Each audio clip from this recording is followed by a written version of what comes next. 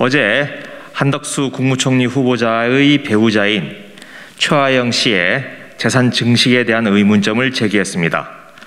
어떻게 별다른 수입이 없는 상황에서 10년 동안 12억 원이 넘는 현금 재산이 늘어났는지 들여다볼수록 의문투성입니다.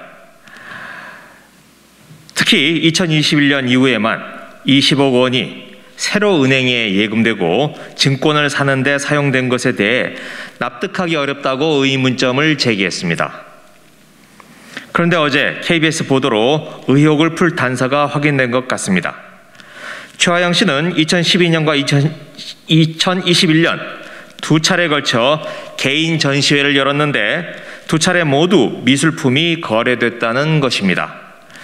한덕수 후보자 쪽에서도 작품이 팔린 사실을 인정했습니다. 2012년에는 7점의 작품이 판매됐다고 합니다. 이에 대해 청문회 준비단은 구매자는 고객 정보라 밝힐 수 없고 그림 판매액을 밝힐 수는 없다라고 했습니다.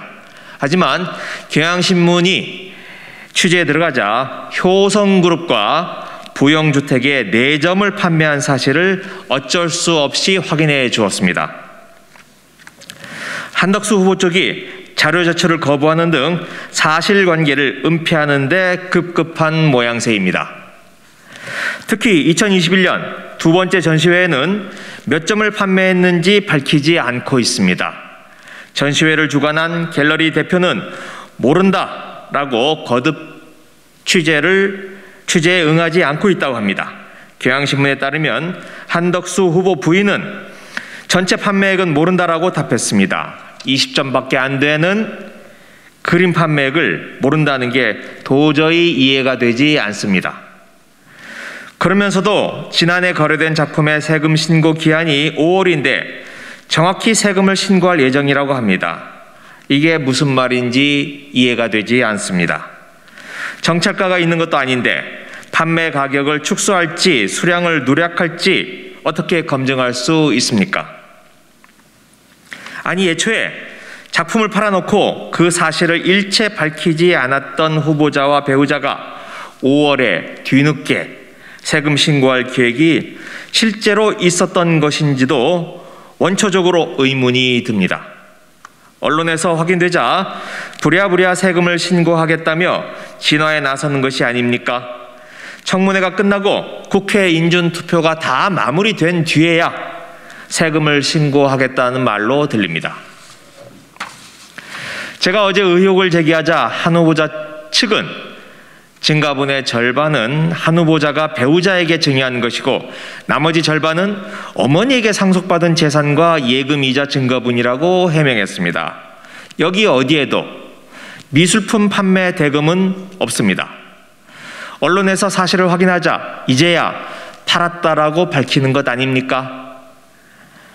최화영 씨의 2021년 전시회는 4월 23일부터 5월 6일까지 열렸습니다. 제가 어제 공개한 최화영 씨의 예금은 2021년 4월 20일부터 집중적으로 만들어집니다. 4월 20일에만 6억, 다음 날인 21일에 1억 7천, 그리고 5월 28일에 4,600만 원, 6월 22일 4,600만 원이 든 새로운 우체국 정기예금 통장이 개설됩니다. 저희가 미술계에 확인한 결과 전시회 직전부터 선 판매가 이루어지기도 한다고 합니다. 과연 이 예금들이 최화영 씨의 미술품 판매와 과연 무관할까요? 한덕수 후보자에게 요구합니다. 부인의 미술품 판매 내역을 하나도 숨김없이 낱낱이 공개해 주십시오.